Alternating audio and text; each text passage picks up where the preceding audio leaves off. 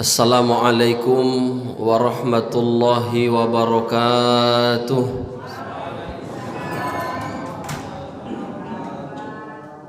Alhamdulillah, alhamdulillahi rabbil alamin, wal aqibatu lil muttaqin, wala udwana 'alal zalimin. Ashhadu an la ilaha illallah wahdahu la syarika lah, wa ashhadu anna Muhammadan abduhu wa rasuluh. Allahumma salli ala sayyidina Muhammad wa ala ali sayyidina Muhammad. Rabbi israh li sadri wa yassir li amri wahlul 'uqdatam min lisani yafqahu qawli, wa la hawla wa la quwwata illa billahil aliyyil azim. Subhanaka la ilma lana illa ma 'allamtana innaka antal alimul hakim. Hasbunallahu wa ni'mal wakil, ni'mal maula wa ni'man nasir, wa la hawla wa la quwwata illa billahil aliyyil azim. Qad qala Allah ta'ala fil Qur'anil Karim, a'udzu billahi minasy syaithanir rajim. Bismillahirrahmanirrahim. Ya ayyuhan nasu kulu mimma fil ardi halalan tayyiba, wa la tattabi'u khutuwatis syaitan innahu lakum aduwwum mubin. Shadaqallahul azim. Ketua dan segenap jajaran pengurus Masjid Al-Munawwarah yang saya hormati, para orang tua kami, tokoh masyarakat, alim ulama, cerdik pandai yang saya muliakan, bapak-bapak, ibu-ibu, jemaah salat fardu subuh yang saya muliakan, semoga kita semua dimuliakan Allah Subhanahu wa ta'ala. Amin ya rabbal alamin. Syukur alhamdulillah kita sampaikan kehadirat Allah Subhanahu wa ta'ala atas segala nikmat dan curahan limpahan karunia yang diberikan kepada kita. Sampai pagi yang mulia ini kita dapat melaksanakan ibadah solat subuh. Sebelum kita melaksanakan solat fardu subuh, kita juga diberikan kesempatan untuk melakukan solat sunnah qobliyah subuh, yang mana kita tahu besar imbalan pahalanya, Bapak Ibu. Jadi kasih sayang Allah Subhanahu wa ta'ala itu berbeda dengan kasih sayang antara sesama kita. Kalau Bapak memberikan ganjaran, katakan kepada anak sesuai dengan apa yang dia butuhkan, itu sesungguhnya masih biasa. Tapi kasih sayang Allah itu berbeda. Masa iya 2 rakaat balasannya lebih baik dari dunia dan seisinya? Karena tak nampak saja ini, Bapak Ibu. Karena tak nampak saja, besar imbalan pahala yang Allah berikan itu. Kalau kita kasih contoh, misalnya ada seorang anak punya ibu. Ibu ini punya, udah pernah saya contohkan kayaknya ini, Pak. Belum ya? Dia punya anak, punya mobil Avanza 2015. Nak, jualkan aja lah mobil Avanza tuh. Oh ya, siap, kata si anak. Dijual sama si anak itu mobil seharga 130 juta. Lalu disampaikan ke ibunya, Bu, mobil sudah terjual, tapi harganya 120 juta. Potong atas, diambil komisi. Ya kan? Dipakangnya juga ibunya. Minta sini 500 ribu, kata ibunya. Sisanya tuh ambil lagi gitu. Berarti saya berapa tuh sama si anak tadinya? 129.500.000. Nyesal enggak kira-kira dia diambilnya 10 juta duluan, Pak? Orang mau dikasih semua juga nya kan? Iya kan? Sini 500 ribu, sisanya itu ambil lagi. Ambillah tuh sisanya, kata si mak sama si anak. Nyesal dia, Mak, sebenarnya harga mobil itu 130, aku potong 10 juta. Udah taunya aku itu di kepalamu tuh ada di sini. udah nampaknya mama itu bahwa kau udah potong atasnya itu, udah ambil komisi itu kata ibunya kan. Wah ibu yang dimuliakan Allah Subhanahu wa taala, ini pun uang 500.000 nih mau belikan baju kokonya ini sama gorim kita tuh. Udah setahun tak ganti-ganti ku tengok bajunya kata dia. Tak ada yang mau sama ibunya rupanya hasil penjualan mobil itu. Sayang tak dia sama anaknya Pak? Sayang. 129.500.000 dikasih semua sama anaknya, diambil 500.000 untuk belikan, untuk beramal juga. Bapak ibu-ibu yang dimuliakan Allah Subhanahu wa taala, begitu dia sayangnya kepada anaknya, tapi masih ada ukurannya. Masih tampak dia wujudnya kan. Kasih sayang Allah Subhanahu wa taala, raqatal fajri khairum minad dunya wa ma fiha. 2 rakaat salat sunat fajar lebih baik daripada dunia dan seisinya. Itu baru salat sunatnya Bapak Ibu. Belum lagi salat subuhnya. Kalau sekiranya umatku paham betul, tahu betul mereka apa di balik ibadah subuh itu, mereka bakal datang ke masjid walaupun dalam kondisi merangkak. Tapi tak tahu, tak sampai menusuk ke hati Bapak Ibu. Sekedar tahu besarnya imbalan pahala sholat subuh itu besar. Siapa bilang? Kata Ustaz tadi kan. Kata Ustaz begitu. Tapi tak merasuk ke sini. Maka kemudian jemaah subuh, alhamdulillah Masjid Munawwarah ramai. 3 saf tadi ya.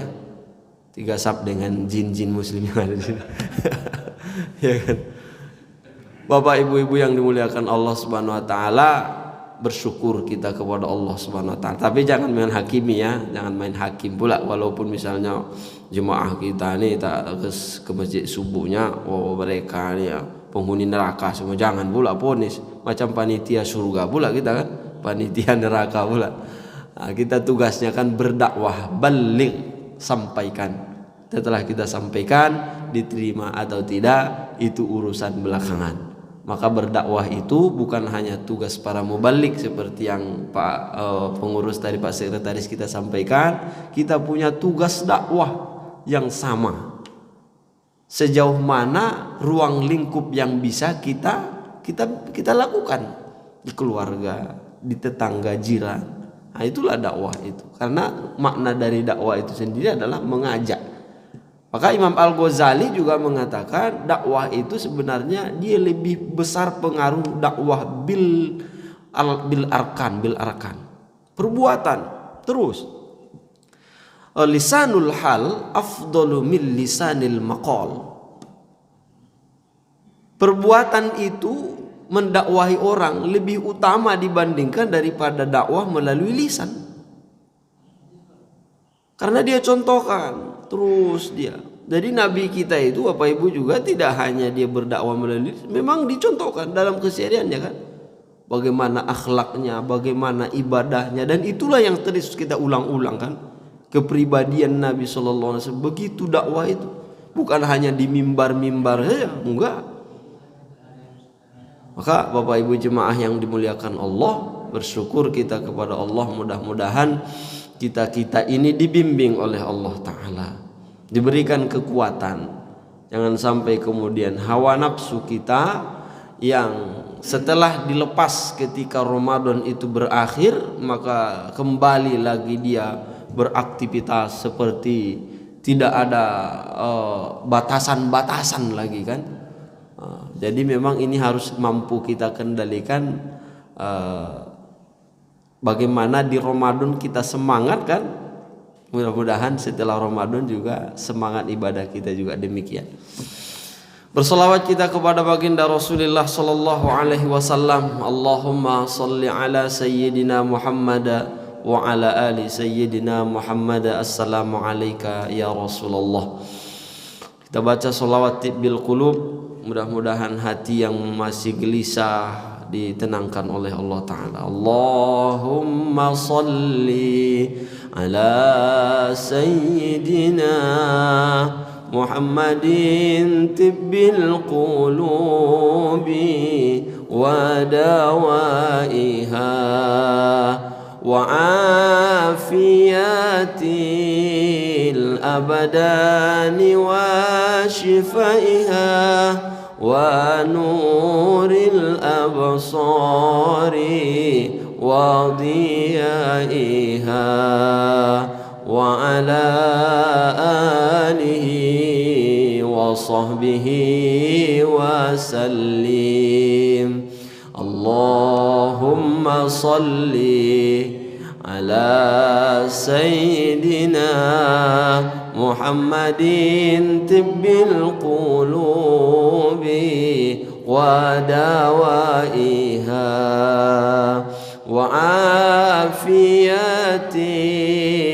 abdani wa shifaiha wa nuril absari wa diyaiha wa ala alihi wa sahbihi wa sallim. Sekali lagi, Allahumma salli ala sayyidina Muhammadin tibbil qulubi wa dawaiha wa afiyatil abdani wa shifaiha wa nuril absari wa diyaiha wa ala alihi wa sahbihi wa sallim. Semoga kita mendapatkan syafaat dari Rasulullah sallallahu alaihi wasallam di dunia dan nanti di akhirat kelak. Amin ya rabbal alamin.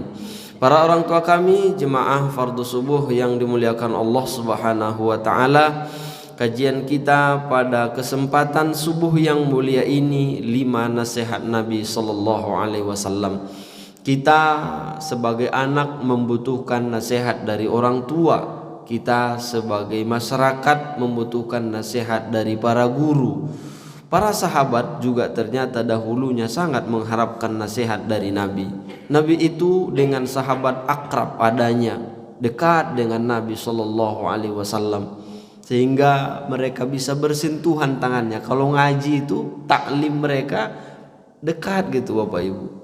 Terkadang kalau jemaah di sana itu mereka jauh-jauh, mana tempat persandaran yang paling jauh di situ ya duduk. Mana sana gitu kan.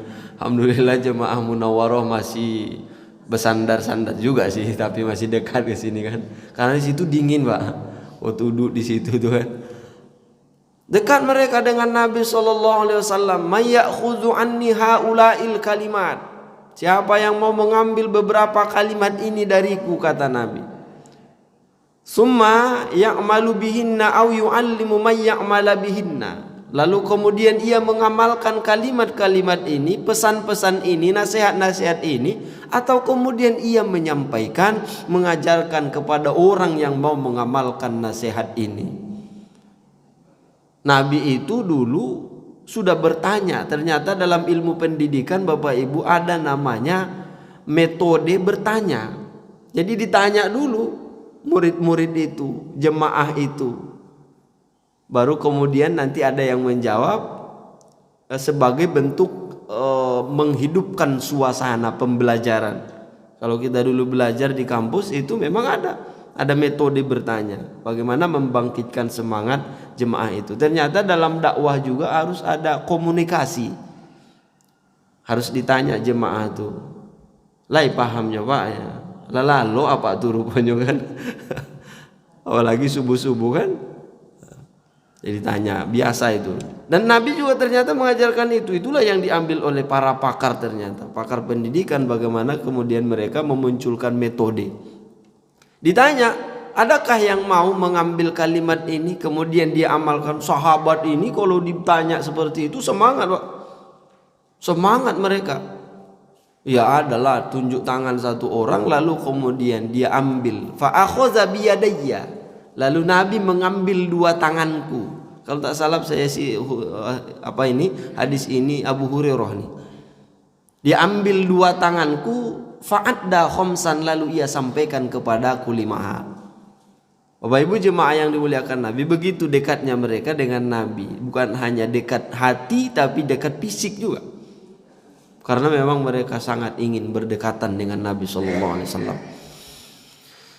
Lalu kemudian disampaikan oleh Nabi sallallahu alaihi wasallam 5 hal. Apa kemudian yang pertama yang disampaikan Nabi dari nasihat ini? Yang pertama Nabi katakan kepada ini sahabat yang ada di depannya dan juga sahabat yang ada di sekitarnya di hadapannya, tentu juga nasihat ini kepada kita.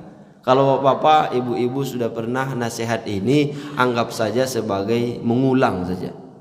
Saya yakin sudah disampaikan guru-guru. Sini kan guru-gurunya senior-senior kan. Sudah disampaikan guru-guru yang tingkat-tingkat provinsi juga nampak aku di sini kuliah subuh, kayak Ustadz Syamsur Rizal, ada Ustadz Nazril Abdul Muluk, ya kan? Masuk juga kemari. Alhamdulillah. Alhamdulillah guru-guru kita juga datang kemari untuk menyampaikan ilmu kepada kita. Maka kemudian apa kata Nabi sallallahu alaihi wasallam? Ittaqil maharima takun a'badan nas. Yang pertama nasihat Nabi itu, sahabat, takutlah, berhati-hatilah terhadap perkara yang diharamkan oleh Allah sehingga engkau menjadi manusia yang paling berbakti kepada Allah. Nasihat pertama yang disampaikan Nabi kepada sahabat adalah tentang berhati-hati terhadap persoalan-persoalan yang diharamkan oleh Allah Subhanahu wa taala. Luar biasa Bapak Ibu, bagaimana sahabat Nabi sallallahu alaihi wasallam menjaga diri dari hal yang diharamkan oleh Allah Subhanahu wa taala. Dan memang ini dipesankan Nabi, baik ia haram secara akidah, secara syariat, dan juga nanti termasuk dalam urusan hati. Kan ada juga yang diharamkan, Pak. Takabur itu sebenarnya kalau dihukumi haram tuh, ya kan? Tak boleh kita takabur. Riya itu sebenarnya kalau dihukumi secara syariat, ketidakbolehannya itu kan jatuh kepada keharaman sebenarnya kan, Pak. Hanya dia dari sisi pandangan tasawuf saja. Hindarilah penyakit hati termasuk ini dia kan. Kalau dalam pandangan syariat memang dia ada yang jelas haram. Mencuri itu haram, berzina itu haram. Apalagi makan daging babi itu haram, makan daging anjing, kerang, monyet segala macam itu haram. Makan daging ikan paus itu haram juga kayaknya kan. Ikan paus Bu, kalau ikan patin boleh tuh. Ikan patin nanti pagi-pagi belilah ke pasarnya kan. Enak tuh, apalagi yang masih hidup. Asam podeh tuh, sodak kali tuh. Bapak ibu-ibu yang dimuliakan Allah Subhanahu wa taala, jadi pesan Nabi SAW adalah bagaimana menjaga diri, berhati-hatinya kita terhadap persoalan-persoalan yang haram. Saya pernah baca buku untuk menjadi orang yang bersih hatinya, ternyata bermula dari unsur makanan, Pak. Menjaga hati itu, unsur makanan ini luar biasa mempengaruhi kepada kejiwaan, kepada bagaimana intelektualitas seseorang, apalagi spiritualnya kan. Jadi kalau kita lihat bagaimana sahabat Abu Bakar radhiyallahu anhu, begitu dia menjaga perutnya dari makanan yang haram itu, satu ketika dia datang, lalu kemudian ada kue di atas meja, langsung dia ambil karena mungkin perutnya agak lapar dikit. Katakanlah buat acara, lalu kemudian sahabat yang lain bertanya, "Ya Amirul Mukminin, tahukah engkau ini makan punya siapa?" gitu kan. Tak tahu, saya ada di meja kan, saya makan. Kami juga tak tahu sebenarnya, ada orang lewat dia tadi ditaruh di sini makanan. Hak jenis makanan ini halal. halal nih jenis makanan. Apa kemudian yang dilakukan oleh Abu Bakar? Karena dia ragu terhadap makanan ini, entah dari mana datangnya, dia congkel mulutnya, dia muntahkan itu makanan. Begitu dia menjaga perutnya jangan sampai masuk makanan-makanan yang tidak jelas adanya. Bapak Ibu yang dimuliakan Allah Subhanahu wa taala. Imam Syafi'i itu waktu kecil pernah disusui oleh orang lain. Datang ibunya, siapa yang menyusukan? Tak tahu kami, ada orang lagi tadi di sini. Ada ibu-ibu tadi susukannya. Apa kemudian yang dilakukan oleh ibunya Imam Syafi'i? Dicongkel juga mulutnya, dimuntahkan. Ternyata perkara muntah ini juga biasa dengan orang-orang salafus sholih. Saya baca bukunya Salim Afillah itu juga perkara makanan itu juga erat kaitannya dengan Ramadan yang kemarin kita lewati Bapak Ibu. Jadi dulu sahabat itu juga biasa muntah. Maka salah satu yang membatalkan buat puasa kita di siang Ramadan itu apa Pak? Muntah dengan sengaja. Ada bahasa muntah dengan sengaja kan? Emang kita ada yang mau muntah dengan sengaja Pak? Tak ada lah orang mau muntah dengan sengaja. Muntah ibu tuh mau pulang kampung dia kan gara-gara mabuk tuh di mobil tuh kan. Tak kuat dia, memelas perutnya kan, masuk angin ya. Apalagi misalnya tak sodak pula sama ibu tuh bau kendaraan itu kan, mual dia dibuatnya, akhirnya kemudian muntah. Tapi yang muntah dengan sengaja itu jarang kita tengok orang sekarang. Dan ternyata di zaman-zaman dahulu, zaman salafus sholih, orang-orang baik dahulu, mereka biasa muntah dengan sengaja. Bapak Ibu jemaah yang dimuliakan Allah Subhanahu wa taala, maka inilah yang pertama yang dipesankan oleh baginda Rasulullah sallallahu alaihi wasallam kepada kita, kepada sahabat dahulunya, agar menjaga diri, berhati-hati dari perkara yang diharamkan oleh Allah Subhanahu wa taala. Makanya dalam kata motivasi itu, kalau ada 1000 orang yang mau berjuang memperjuangkan kebenaran itu, satu di antara 1000 itu adalah aku. 100 orang yang mau memperjuangkan kebenaran itu, satu di antara 100 itu adalah aku. Tinggal 10 lagi yang mau memperjuangkan kebenaran itu, satu di antara yang 10 itu adalah aku. Hanya satu yang mau memperjuangkan kebenaran itu, itulah aku. Kalau orang-orang motivator berkatanya kan begitu. Kalau masing-masing kita punya konsep ini, punya prinsip ini, insya Allah akan bisa kita lalui bersama-sama dan kita makin kuat. Prinsip-prinsip ini yang harus kita tanamkan di masing-masing kita. Sudah adanya Pak Ketua di situ. Udah kayak gitu ceritanya tuh lain lagi nanti itu. Ya kan Pak? Udah adanya Pak Ketua di situ, udah adanya sekretaris masjid di situ. Jangan. Saya harus menjadi bagian dari itu. Saya harus menjadi bagian dari itu. Pak Ketua sendiri tak bisa dia kalau tak disokong, tak didukung oleh jemaah. Sebagus apapun ketua kita, sepengorbanan apapun yang dia lakukan, kalau tidak didukung. Makanya tadi prinsip kita, saya juga harus menjadi bagian dari itu. Bapak-bapak, ibu-ibu, para orang tua kami, jemaah yang dimuliakan Allah Subhanahu wa taala, ittaqil maharima takun a'badan nas, menjadi manusia yang paling utama itu, menjadi manusia yang paling berbakti di hadapan Allah Subhanahu wa taala itu bagaimana kita mampu berhati-hati, bagaimana kita mampu menjaga diri dari perkara-perkara yang diharamkan oleh Allah Subhanahu wa taala, apalagi termasuk urusan makanan yang akan kita konsumsi ke dalam perut kita, yang kita bawa ke rumah kita, yang membesarkan keluarga kita. Kalau misalnya dahulunya masa lalu kita seperti itu, tobatlah kita. Ya ayyuhalladzina amanu tubu ilallah. Dan taubatnya manusia kepada Allah Subhanahu wa taala itu berbeda dengan seorang yang pernah bersalah kepada kita. Sama Pak Sekretaris misalnya, ada seorang yang bersalah kepada dia, tapi kawan ini minta maaf.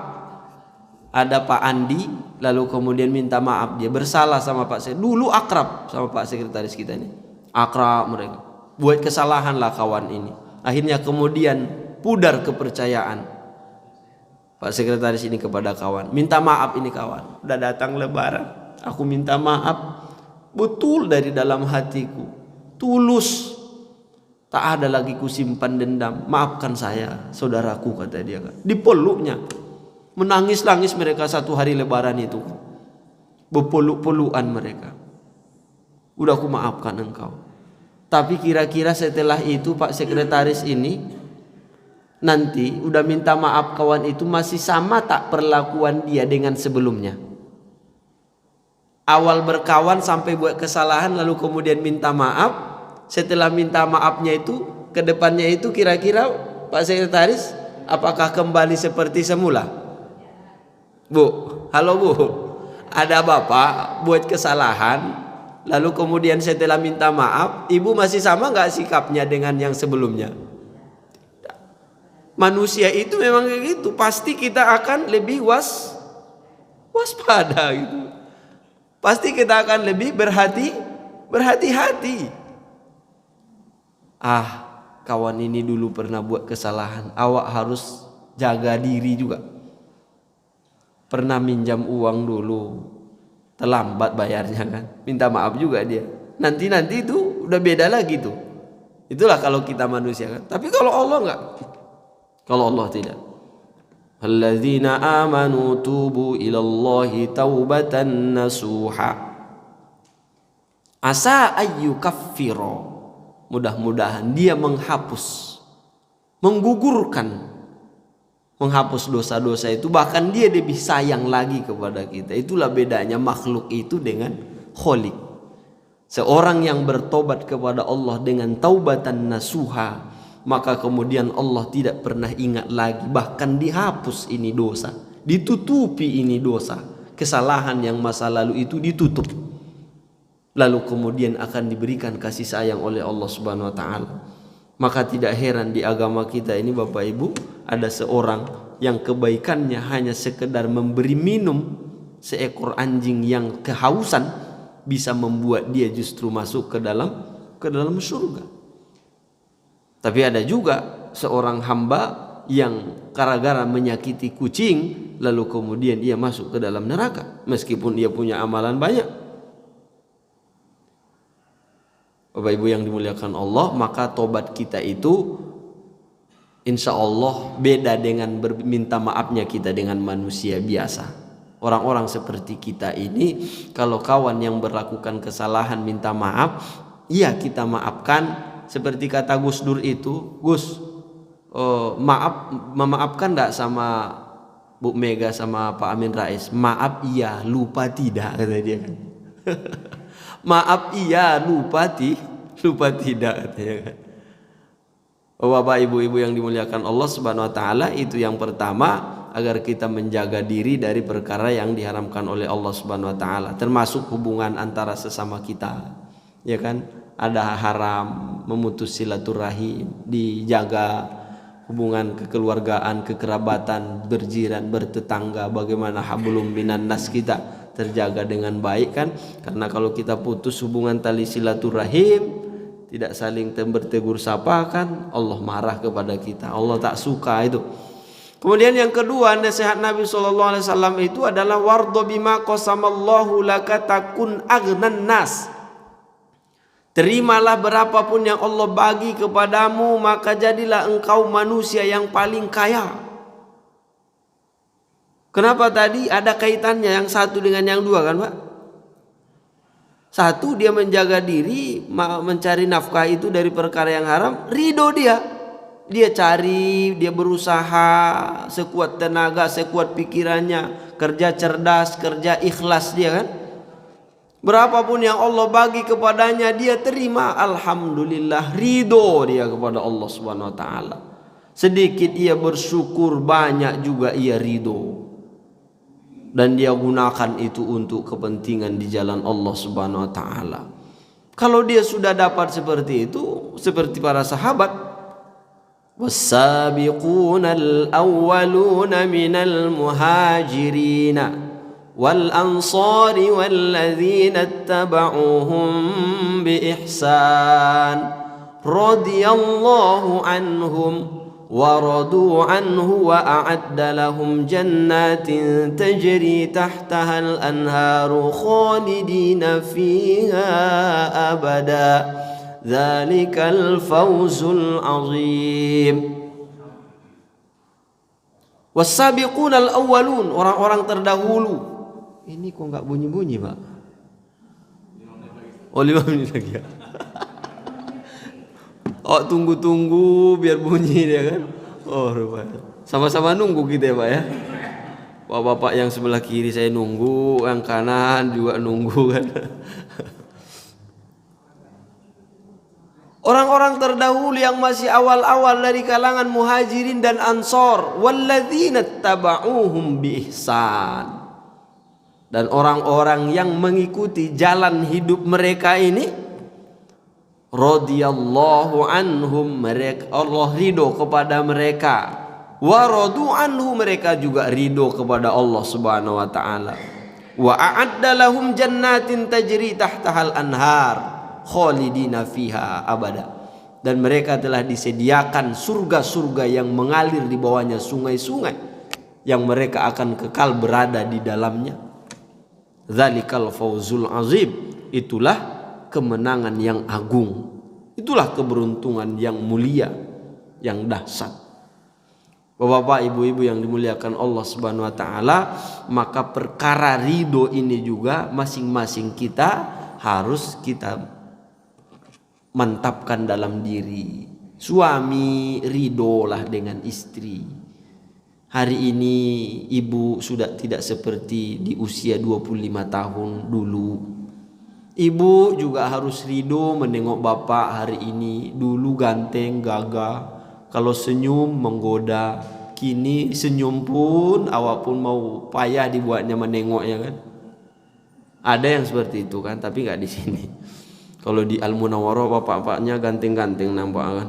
Ibu-ibunya walaupun tua-tua tapi nampak kelihatan muda. Iya kan? Alhamdulillah, awet-awet muda kan. Ya, ridho dengan anak, dikasih oleh Allah 2, 3, ada yang beranak 5, alhamdulillah. Jadi ridho. Jangan tak diridhoi anak tuh Bapak Ibu, didoakan dia dan juga diridhoi jalan hidup mereka. Restu ya Bapak Ibu ya. Ya. Makanya kalau ada anak mau menikah tuh minta doa restu katanya kan.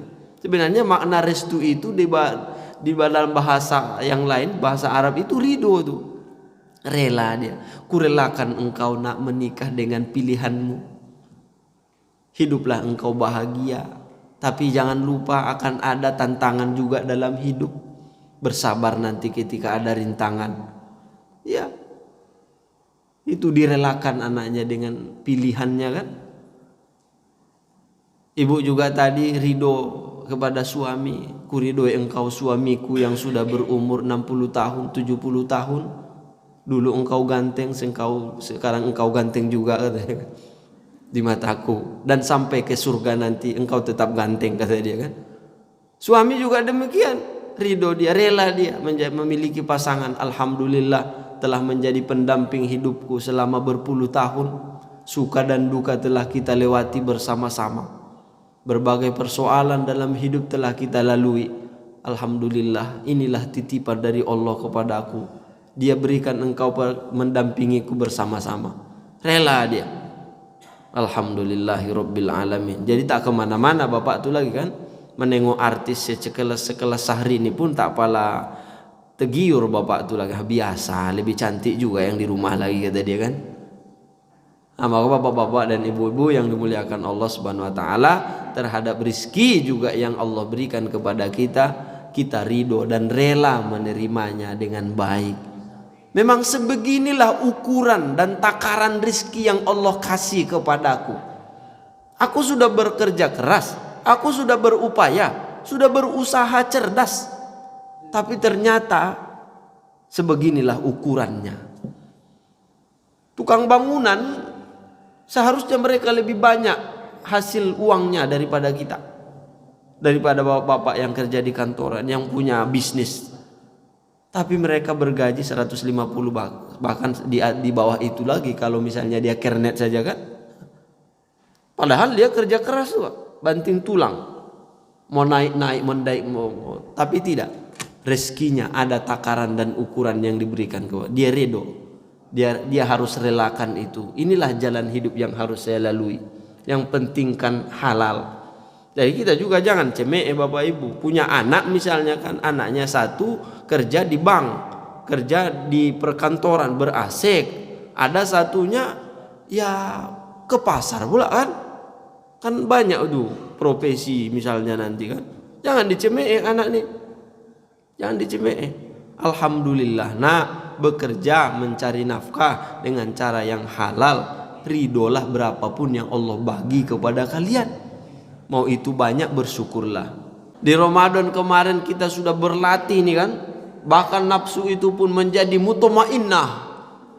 Tunduk dia, bisa ditaklukkan. Tapi habis Ramadan ketika makanan disuguhkan berbagai jenis, maka balik lagi dia. Nafsu itu keras dia dibuatnya lagi kan. Menantang dia lagi.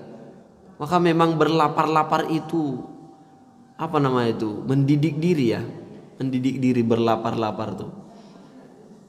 Memang kita harus puasa 6 lah nanti itu. Kalaupun tak bisa rutin misalnya kan tiap hari bersambung-sambung berturut-turut kayak puasa Ramadan kemarin, tapi harus kita ambil nih, masih ada sisa waktu ini, masih 9 Syawal ya Pak ya, masih 9 Syawal.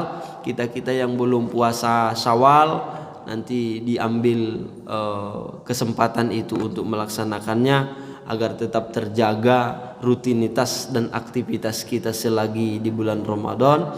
Dan insya Allah dengan itu badan juga akan semakin sehat, makin sehat dia. Dan juga kajian-kajian ilmu yang disampaikan oleh para guru juga melekat dan menyatu dia ke dalam diri kita, sehingga kemudian teringat kita, bisa kita amalkan dalam kehidupan kita sehari-hari. Terima kasih atas segala pendengaran perhatian. Mohon maaf atas segala kekurangan dan kehilapan. Segala kebenaran itu dari Allah Subhanahu wa taala, kekurangan dan kealpaan itu dari diri saya sendiri. Subhanakallahumma wa bihamdika asyhadu an la ilaha illa anta astaghfiruka wa atubu ilaik. Terima kasih. Wassalamualaikum warahmatullahi wabarakatuh.